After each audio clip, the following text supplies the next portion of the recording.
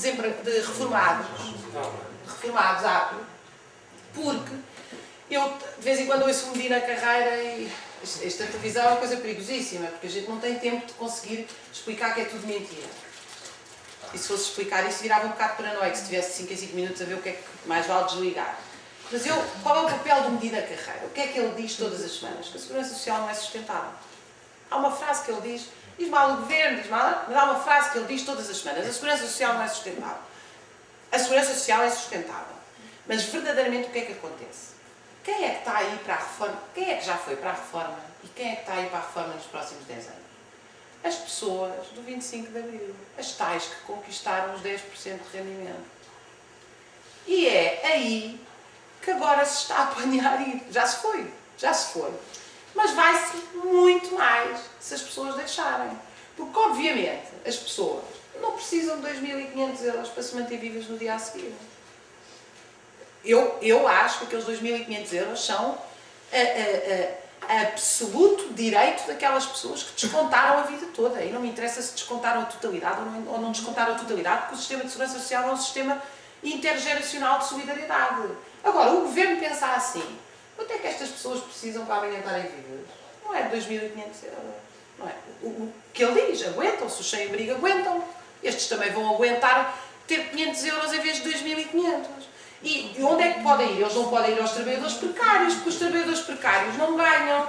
Eles não podem ir à minha geração, porque a minha geração já tem o salário de subsistência. Onde é que eles podem ir? Aos reformados. E, portanto, como é que se vai aos reformados? Desqualificando-os, separando-os da sociedade, criando uma sociedade insustentável. Obviamente que as pessoas hoje trabalham de uma maneira que não conseguem cuidar dos seus idosos, também não há sistemas sociais dignos e, portanto, há aqui toda uma desqualificação que eu acho que era muito importante nós estarmos atentos. Porque, por exemplo, as minhas amigas do Brasil reformadas com 60 anos vão a discotecas, vão a jantares, namoram. Eu achei tão ridículo no outro dia uma jornalista entrevistou uma velhota que disse que tinha um namorado no lar. Ela não queria, mas ela estava a gozar com a senhora. Não tem nada a gozar com uma pessoa. Nós não estamos a falar de uma criança de 2 anos. É uma falta de respeito. A senhora tem um namorado, aquela senhora tem 80 anos, aquela senhora não é um bebê de 2 anos que se faz tiririri. Mas é assim, mas é assim que se tratam as pessoas idosas em Portugal. Porquê? Porque verdadeiramente há uma política determinada de criar, da mesma maneira que se vilipendiou os professores para depois lhes cortar o salário drasticamente, de cortar as reformas. Eu vou já terminar. Havia aqui algo que a questão dos gastos sociais que me perguntou, das funções sociais. É mentira, o que é a única coisa que eu posso dizer. É mentira, ou seja, os gastos sociais são superavitários. Não há volta a dar a isto. O governo mente. O governo, quando diz que os gastos sociais aumentam, os gastos sociais são insustentáveis, mente. Mente. Isso não é possível pegar naqueles números e dizer isso.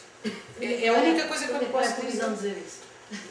Não, mas eu já o disse. Eu disse o Ministro da Economia está a mentir.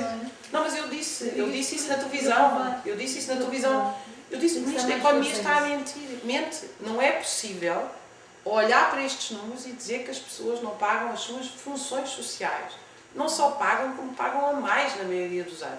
Os déficits do Estado têm a ver com outros mecanismos, nomeadamente com o mecanismo da dívida pública, com as parcerias público-privadas, com uma série de mecanismos que elevam imensos gastos do Estado, mas que não são funções sociais. A não ser que se considere que construir uma autoestrada é uma função social. Mas vejam, isso seria uma novidade do ponto de vista histórico.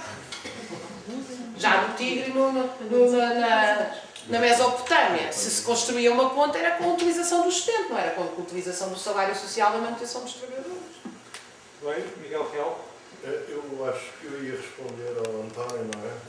Mas eu acho que tem mais interesse estes aspectos mais concretos, também abstratos, da economia portuguesa, do que a minha resposta sobre os escritores. Eu posso responder, mas acho que as pessoas estão muito mais entusiasmadas e que acho que devem fazer mais perguntas à Raquel sobre a atualidade económica, por um lado e por outro lado. Defende os intelectuais portugueses. Não, então em 3 minutos. Eu estou muito interessada no pessimismo dos nossos escritores. Eu gostava de ver aquela questão que eu Fico tristíssima, já nem joguei, porque senão corto os pulsos assim. É que se há um setor de Portugal que não está em crise, é o setor cultural. Não no sentido de subsídios e tal, porque isso é outra história que agora não interessa, mas no sentido da criação cultural. Nós nunca tivemos tão bom cinema desde a década de 40, da década do António Lopes Ribeiro, do Santana, do António Silva, etc. Nunca tivemos. Esta nova geração tem sido uma geração que na fotografia, na pintura, no romance, com o caso de 3 ou 4 ou 5 grandes nomes que vêm substituir a Agostina, o Lobo Antunes, o Mário Cláudio, o Saramago, a Sofia de Melo Braga.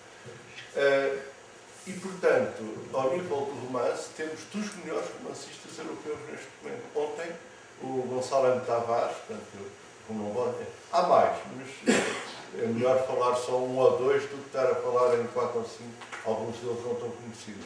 Acabou de ser nomeado para o prémio de melhor escritor português, melhor escritor europeu, traduzido em holandês. Já ganhou o prémio de melhor escritor europeu, traduzido em francês, em menos de 6, 7 meses. Recorda a nova geração cinematográfica. A nova geração cinematográfica do Tiago Gomes, do Solavisa e outros, que substitui em absoluto a geração que ha aparecido do Vasconcelos, do Fernando Lopes, do Paulo Rocha, que está a morrer ou está com uma certa idade. Recordo que a exposição lá fora, organizada pelo Museu da Eletricidade há 2, 3 anos, mostrou todos os pintores e escultores portugueses que estavam no estrangeiro até 35 anos e não foi suficiente. As instalações do Museu da Eletricidade não foram suficientes para receber. Recordo os vídeos do Abrantes, agora não lembro exatamente o primeiro nome, acho que é Fernando Abrantes, que esteve lá, que é vive nos Estados da América, da Língua Portuguesa, os prémios que já ganhou em todo o mundo. Agora, portanto, não há, ao nível de novos compositores, a Antena 2 prova todos os anos que temos uns novos compositores e intérpretes em Portugal, ao nível, sobretudo, do violino, do piano, que é a tradição, mas agora juntou-se a percussão com o Carneiro, Livro Carneiro, que já atua mais no estrangeiro do que em Portugal. Portanto, ao nível cultural, mas isso acontece em momentos de profunda ruptura, de profunda crise, em momentos de profundo apodrecimento social, as expressões culturais são muito mais fortes.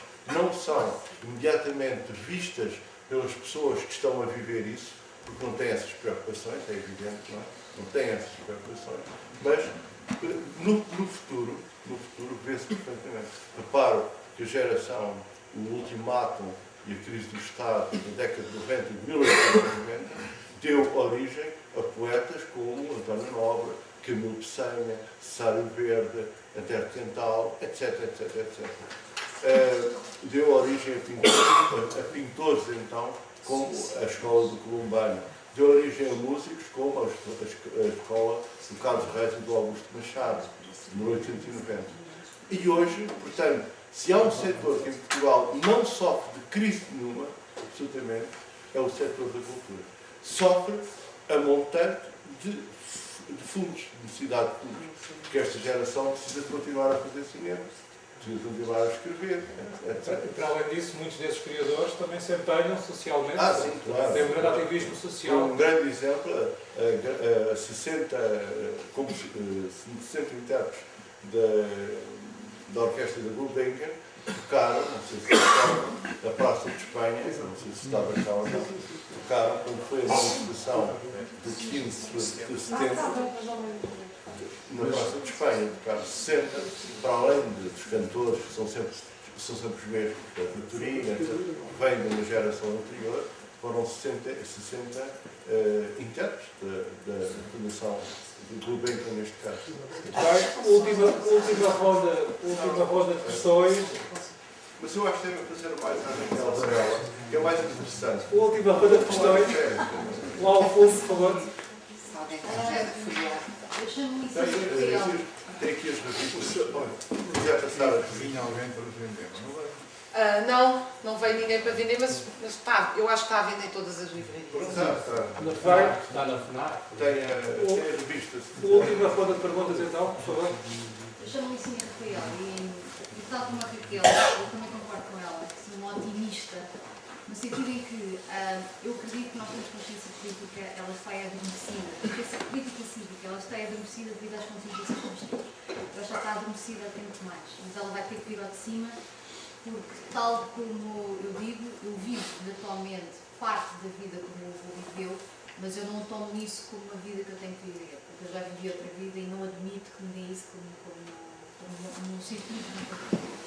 Agora, também me assusta que a maneira como se está a reagir, eu sou de formação de gestão, como se está a reagir a esta crise económica, não se esteja a olhar uma coisa mais acima, que é pôr em causa uma arquitetura que poderia ter dado os seus frutos, que teve no sonho de Jacques Delors, que é a Comunidade Europeia, em que nós não temos de viver sozinhos, nem é essa a nossa consciência, mas estamos a destruir pouco a pouco uma arquitetura que poderia já ter sido muito construída, que era a arquitetura política para levar a um crescimento e para uma dinamização da economia europeia e mundial.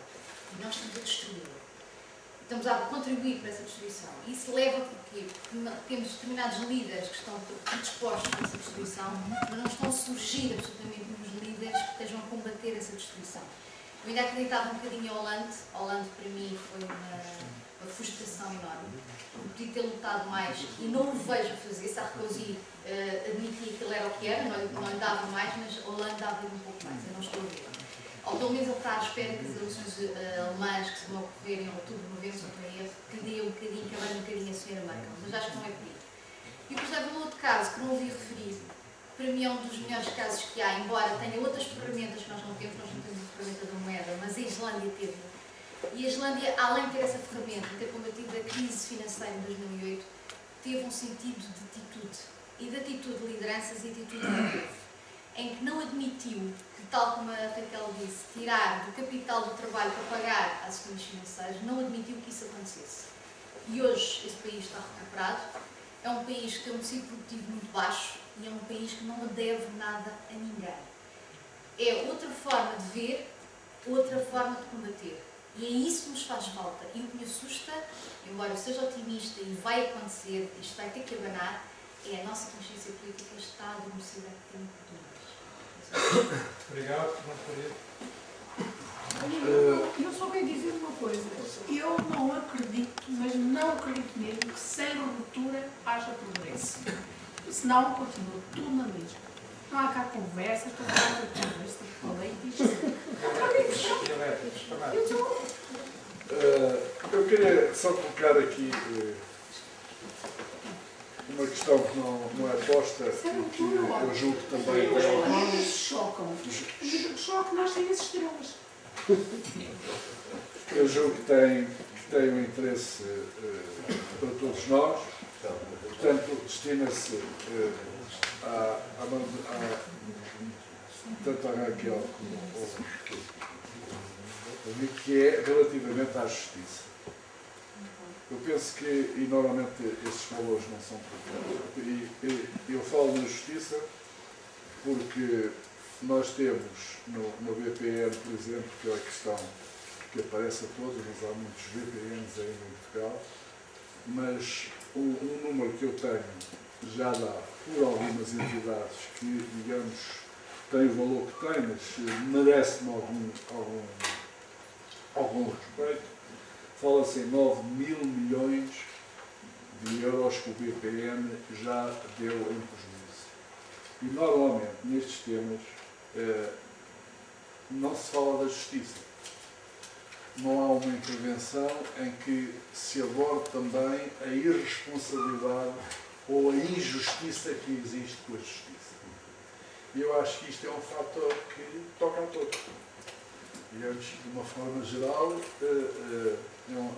e eu gostaria de saber da vossa parte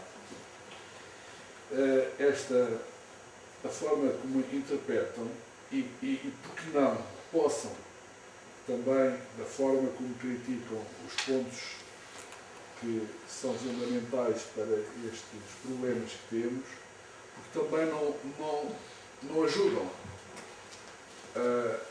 a realçar o problema da justiça como um fator também importante que arrasta estas causas.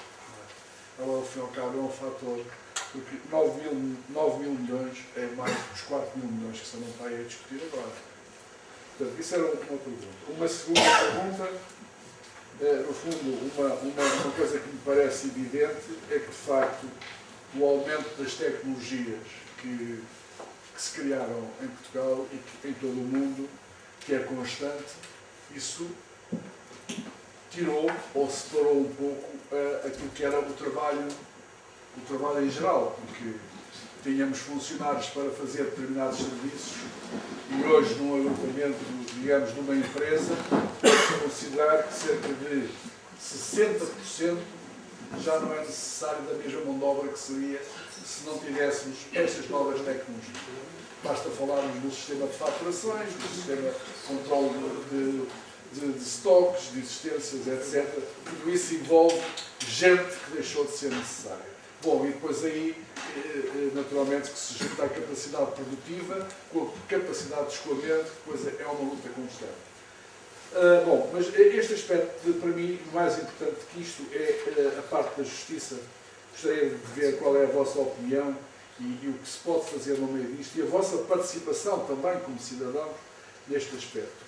O outro, queria deixar aqui um repto que a Raquel Varela, se ela me permitisse, era que se eu conseguisse, de parte de Medina Carreira, que é um homem que está sempre pela negativa, se eu conseguisse um dia uma intervenção consigo e com ele, se aceitaria.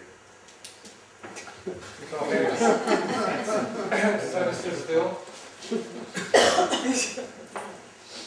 Sou o António Sardel, como fui agora dito.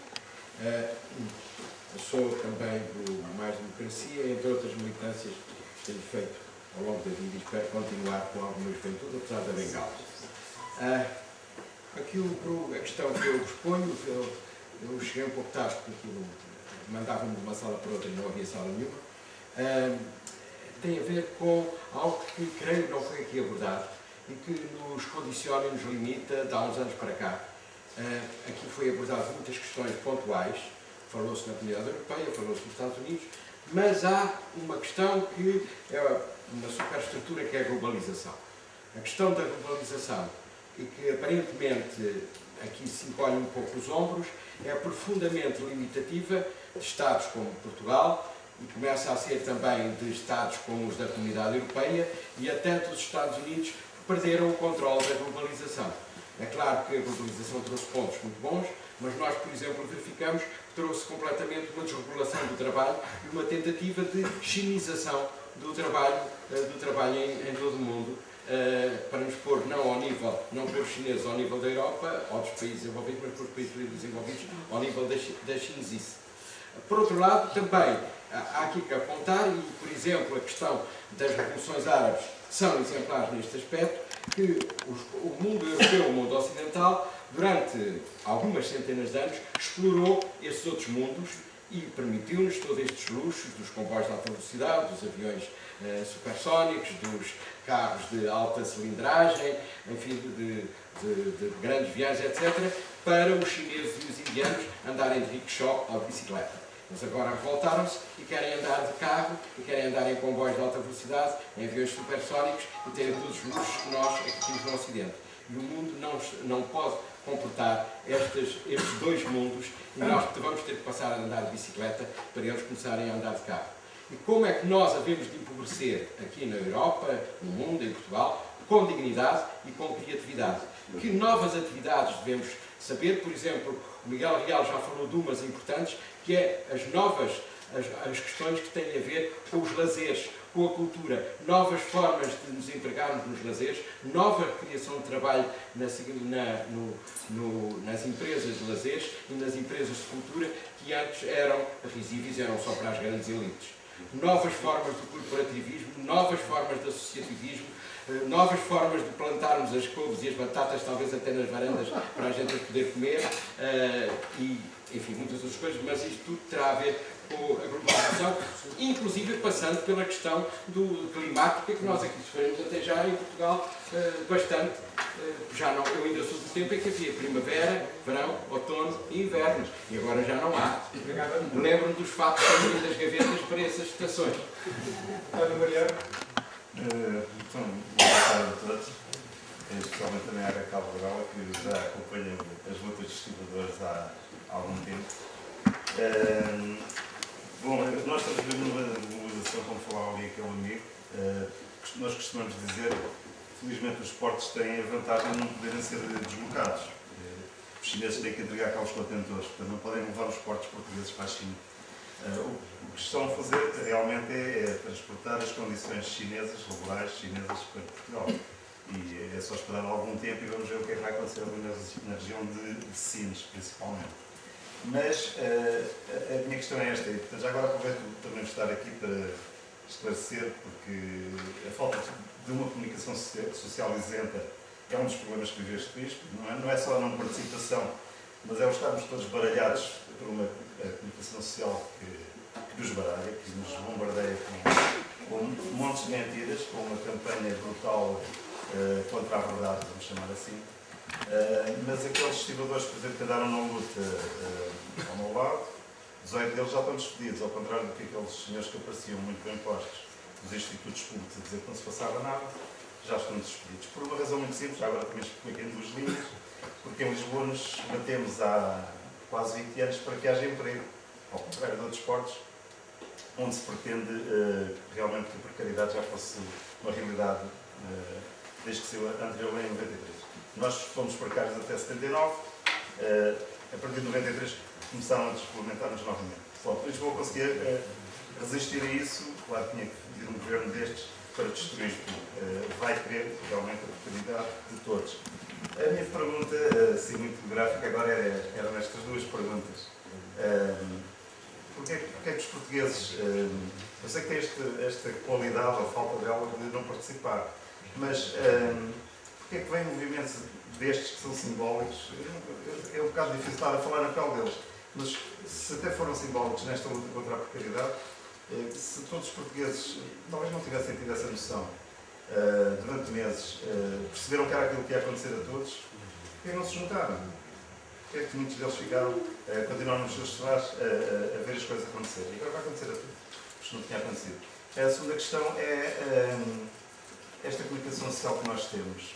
Eu estou a falar aqui porque estou um bocado mais à vontade. O meu patrão é o Motengil, não é? E o patrão daqueles 18 também era o Motengil. E, portanto, eu se calhar não posso dizer isto para a televisão, porque quando voltar ao trabalho não tenho trabalho. Mas como é que este país consegue chegar ao século XXI sem ter órgãos de comunicação social independentes? Sei que isto não é a América, mas por boas razões e por más razões. Mas nós estamos no século XXI e não temos órgãos de comunicação social independentes. E a Raquel tem que aparecer fugazmente neste programa ou naquele, onde alguém mete uma colher para a Raquel aparecer para poder dizer estas verdades. Não é? Como é que é possível? Estamos na reta final do debate. Alguém tem mais alguma questão? Muito breve. É uma coisa curta e que é sobre os movimentos migratórios que foram falar. E é uma questão que é para qualquer um das pessoas que estão na mesa. Uma pessoa vai agora constantemente ao jornal e vê que há ofertas de, como nós sabemos, não é? Portanto, estou-me a referir à imigração de portugueses jovens muito qualificados que já há quem chame de sangria, e há uma verdadeira sangria, não é? Por 2 lados, porque perdemos porque todo o investimento na formação desses jovens se perde, e perdemos porque eles não ficam cá a trabalhar, não é? Portanto, é uma dupla perda. Como a Raquel disse, de facto, eles chegam lá e vão provavelmente baixar os salários dos lá. São soluções, quer dizer, caso a caso são soluções individuais, mas é um movimento massivo. Gostava de ver como é que vocês, quer dizer, não se percebe se é uma disfunção do sistema, é o sistema a funcionar, é uma determinação de alguém, mas o certo é que o movimento é este. É dos países, é a Grécia que exporta não sei o quê, não estou informada, mas Portugal exporta engenheiros, médicos e enfermeiros para o Reino Unido e para a Alemanha. Portanto, é outro, além da dívida que pagamos das outras maneiras todas, é um tributo que estamos a dar à Europa rica, não é? No fundo, é mais um tributo. Queria só dizer uma coisa em relação à ronda anterior, sobre a questão que fez sobre a literatura ao Sr. Miguel. O que eu queria dizer é o seguinte: eu estou a escrever contos literários e estou a escrever sobre Bárbara, porque eu sinto-me na Bárbara e viver na Bárbara. E, por exemplo, eu descrevo coisas que eu sei que acontecem hoje em dia. Por exemplo, um dia fui ao meu centro de saúde e uma senhora dizia, a médica disse-me para eu comer com qualidade. Ela estava a desabafar com os outros doentes, porque os outros doentes estavam todos à espera. A médica disse-me para eu comer com qualidade. E disse isso com um grande sorriso, ela estava a sorrir. E depois disse, mas eu não tenho dinheiro para comer com qualidade. E depois ainda continuou a rir, a dizer, eu era isento, tirava uma isenção e não sei porque é que foi. Agora não posso fazer o TAC. Ou, por exemplo, nós normalmente nos hospitais públicos, os vários doentes estão numa sala ou nos corredores porque não há espaço. O que acontece muito frequentemente, as pessoas morrerem e os doentes que ficam vivos assistirem à morte da outra pessoa sem qualquer apoio. Ou seja, o que eu estou a querer dizer é que, no fundo, eu sinto-me meio exilada, como falou de exílio, mas eu sinto que preciso de pôr cá para fora isto que eu sei. E que, normalmente, nas ruas fala-se pouco. Ou seja, se for ler estes contos literários, vai encontrar o horror e não vai querer ler, se calhar, não sei. Só que é a forma que eu tenho de expor uma situação real e de comunicar, porque a literatura implica alguma emoção. Como eu tenho dificuldade em escrever como ensaio, é uma forma de eu me emocionar com a senhora do TAC. Ela ficou ali sozinha a falar para os utentes e eu tento expor aquilo de forma literária para comunicar, até porque eu posso passar pelo mesmo. Muito obrigado. Já são 18h05. Vamos ter que encerrar o debate e, portanto, eu pedirei à Raquel e ao Miguel declarações finais em que responderão às questões que ficaram pendentes. Raquel? Bom, tentar ser muito gráfica, claro que eu aceitaria um debate com Miguel Ferreira,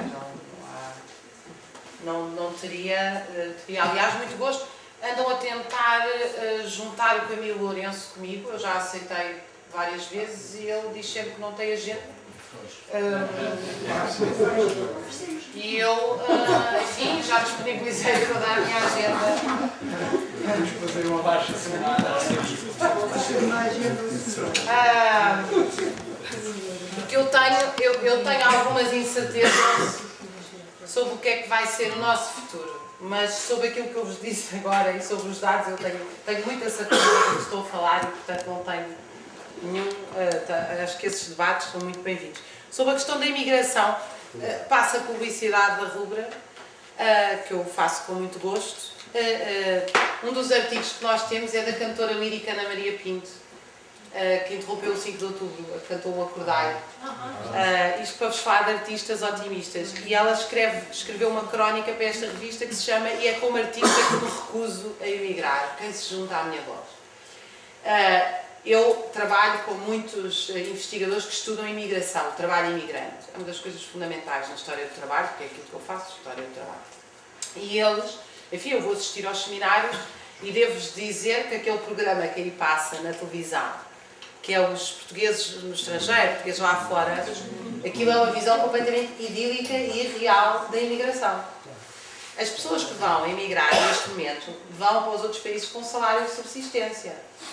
Vão com salário de subsistência.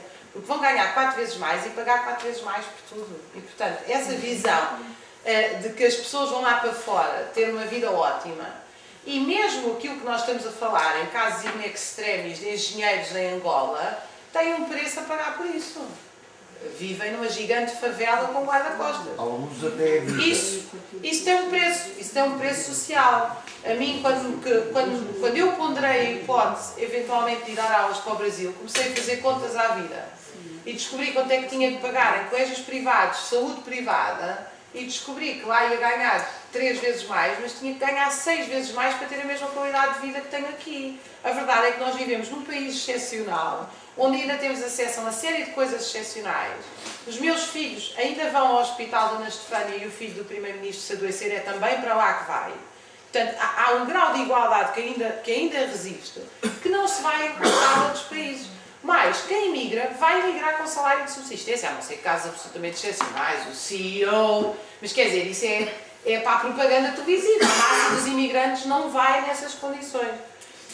E portanto eu não creio que emigrar, claro, emigrar só é uma solução se a alternativa for ficar em casa dos pais deprimido, ou seja, se não, mas isso continua a ser no campo individual que se resolve. Eu ainda agora não respondi à sua questão e peço desculpa, que é uma questão fundamental, ou seja, eu acho que as crises, eu não acho, eu tenho a certeza que as crises no capitalismo são inevitáveis, mas não é inevitável não prendermos gestores corruptos, e há muitos, e deviam estar presos. Ou seja, é óbvio que nós não podemos desculpabilizar-nos e dizer o seguinte, pô, vivemos no capitalismo, enquanto não acabarmos com uma sociedade capitalista e construímos outra, isto é assim, os corruptos são normais. Não são normais, roubar não é normal. E, portanto, é óbvio que há aqui uma falta de vergonha generalizada que faz com que estas pessoas estejam no governo. Eu tenho a sensação, às vezes, que estão no governo todos os tipos que eram vítimas de bullying quando eu andava na escola primária. Coisa horrível! É um gordinho, burro, que tem medo de tudo, que a mãe o ia levar à porta da escola, que não podia brincar e ficava na janela a ver-nos na rua a brincar, e que foi subindo na JS e na JSD, e que agora está lá, tem a coragem de ter inventado uma licenciatura e continuar a mostrar a cara à televisão. Vejam bem, é isto, estas pessoas estão no governo, estas pessoas estão no governo. E não podem estar, e devo dizer com toda a sinceridade que eu acho que não há uma campanha ao nível do que se exigia para prender estas pessoas e para dizer isto é socialmente intolerável que estes gestores, que estas pessoas que têm rosto e que têm nome continuem a passear-se com absoluta normalidade numa sociedade em que a certa altura podemos acabar como no Brasil, que eu vi. Já não sei quem é que foi o prefeito de São Paulo? O governador de São Paulo disse, eu roubo mais fácil. Não é? Se nós acabarmos nisto, nós perdemos a nossa moralidade individual. Deixem-me só dizer mais 3 coisas muito rápido. Eu creio que a questão da globalização é central, mas a Islândia também vive no meio da globalização. Globalização é um eufemismo para imperialismo, certo? Acho eu. Mas vamos chamar de globalização. A Islândia também está no meio de um processo de globalização e disso não paga. E os meus colegas holandeses estão preocupadíssimos que têm lá os fundos de pensões. O problema deles. Eu acho que os islandeses fizeram muito bem. Mas fizeram numa situação revolucionária. Os islandeses não conversaram com o Primeiro-Ministro. Sitiaram o Parlamento. Até que o Parlamento caiu. Obrigaram a uma nova Constituição e disseram não pagamos. Portanto, quer dizer, não foi numa conversa educada. Claro, aquilo passa-se numa ilha com 300 mil habitantes e, portanto, não teve um contágio de outros países, como é normal nas situações revolucionárias, ao contrário da Tunísia, que se contagiou para o Egito, para a Líbia, para todos aqueles países. Agora, aquilo foi uma situação de crise revolucionária típica. Os de cima já não podiam e os de baixo já não queriam. E foi assim que se deu, na minha opinião, o processo islandês. A questão da justiça, eu não sei o que dizer sobre o tema, porque eu verdadeiramente acredito, quer dizer, eu acredito que deve haver uma campanha social de rejeição absoluta da corrupção. Rejeição absoluta da corrupção. Tem que haver o mínimo, até na exploração tem que haver moralidade. Digamos, tem que haver limites. E deve existir isso. Agora, eu acredito muito mais numa campanha social contra a corrupção do que essa via nos tribunais, na justiça, nas instituições do Estado. Verdadeiramente, se há instituição totalmente inoperante em Portugal, é a instituição da justiça, ao ponto de verdadeiramente ninguém acredita nela. O bastonário das ordens dos advogados diz da justiça o que não se diz da própria. Quer dizer, ninguém acredita na justiça em Portugal e não acredita por alguma razão. Não funciona. Não funciona. Nós temos. No outro dia, o Dr. Paulo Moraes, num debate comigo, eu nem sabia, mas disse a quantidade de pessoas que já foram condenadas, que eu nem sabia que foram condenadas, foram mesmo condenados a autarcas e não há um único preso. Mas foram condenados. Se for da Assembleia, neste caso, da República, tem talvez uma possibilidade. Se for atualmente o autarca pequeno, naturalmente tem que pagar as custas respectivas. Há esse que tem aí um bocadinho de diferença, não é? Eu vou só terminar, que já está toda a gente cansada e nós temos que sair. Eu queria-vos mostrar o último dado para responder ainda aqui uma questão que me ficou. Este quadro, sabem o que nos diz? Esta linha aqui azul, isto é quando é introduzido o Hospital de Gestão Empresarial. Se vocês forem ver aqui, vocês têm a linha azul, a linha verde é o que o Estado deixa de fazer na saúde. E a linha azul é o que passa a fazer em subcontratualização externa a empresas privadas. Ou seja, este fenómeno, esta ligação íntima de um capitalismo que não vive sem massivas transferências do Estado, pode ser vista aqui nesta linha. Vejam como ela é quase idêntica. Com um dado que não está aqui, mas está no livro explicado. No fim, o serviço prestado é mais caro e de pior qualidade. É de pior qualidade e é mais caro. O que se entende perfeitamente, porque ao privado também tem que se pagar o lucro, não tem só que se pagar o serviço. Tem que estar incluída as duas coisas. Terminar com a última questão, que foi a questão mais difícil. É a questão que várias pessoas tocaram neste assunto. E isto daria para começarmos todo um debate. Na verdade, eu no artigo tentei... A minha contribuição para o livro é essa. É nós pensarmos os limites da organização política e sindical do país. E eu vou dizer isto com alguma... Enfim, eu não devia dizer isto a despedir-me de um debate, porque eu sei o quanto é duro, mas eu acho que uma boa parte da responsabilidade da situação em que nós estamos deve-se ao facto de nós termos um sindicalismo que nem para os direitos adquiridos serve, porque nem esse se consegue conservar.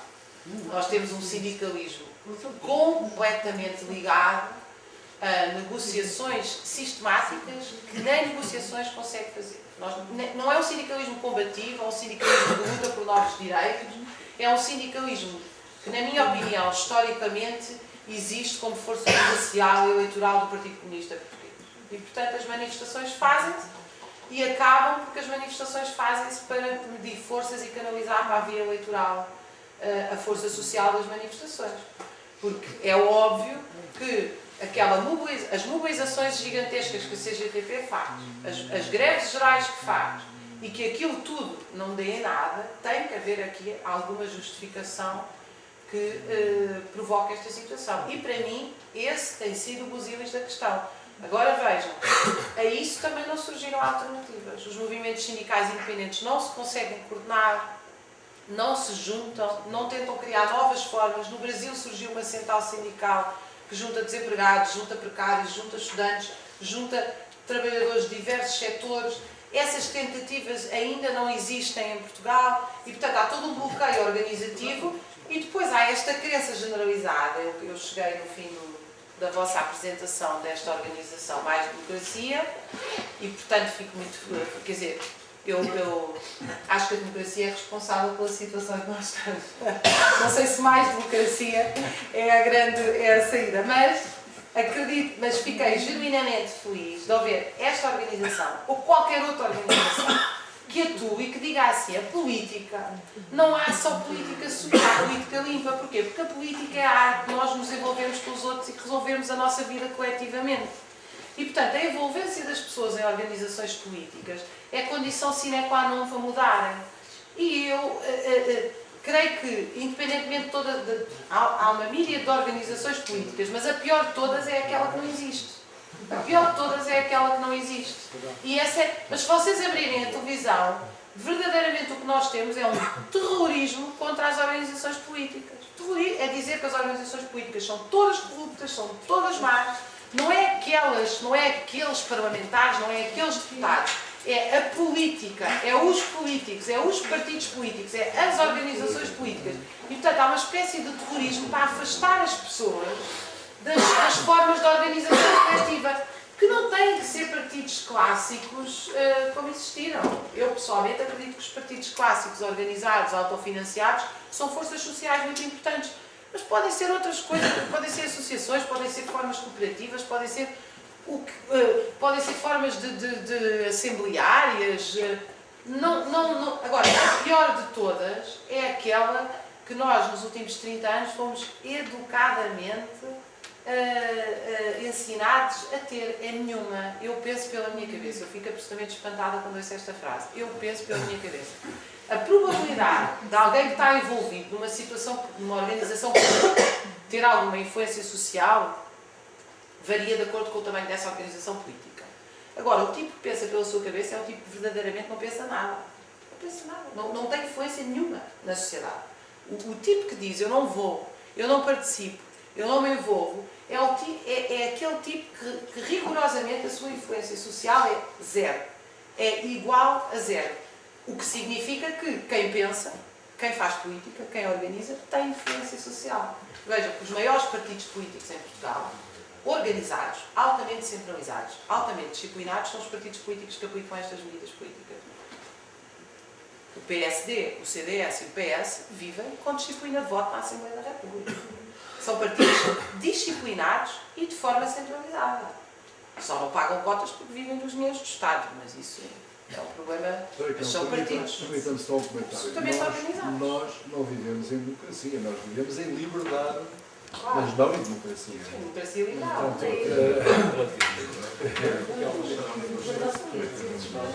Sim, não queria, enfim, agradecer a todas as pessoas este debate. Eu não tenho genuinamente aprendido muito e tenho visto.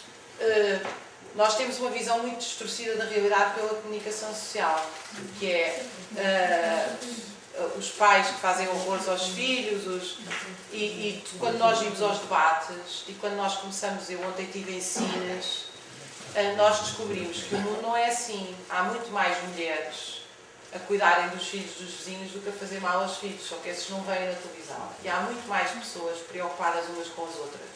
Senão a sociedade não funcionava, verdadeiramente não funcionava. E eu creio que este debate é reflexo disso. Nós estamos aqui um conjunto de pessoas genuinamente preocupadas com o que se passa e em querer mudar. E tirámos o nosso sábado à tarde para vir aqui. E eu quero acreditar que a maioria das pessoas na sociedade tende a ser cooperante, compreende que é com o outro e não em competição com o outro que consegue viver bem. E eu acho que esta nota, que é quase uma coisa, é aquilo que fez com que nós pudéssemos evoluir como espécie, a cooperação e não a competição, continua a ser uma nota, se quiserem, porque eu pertenço àqueles que acham que nós nascemos bons. Bem, Miguel, palavra final. Eu, sobre a literatura e sobre a cultura, depois do discurso da Raquel, não deste último minuto, ninguém pode pedir na sala um discurso em que mostrou, ou desmontou, ou desestruturou a sociedade, evidenciando um conjunto de maquinações históricas, não conspirações, mecanismos históricos perfeitamente perversos, relativamente ao trabalho, ao capital, etc. Ninguém pode pedir que a literatura fosse um mapa cor-de-rosa, digamos assim, não é?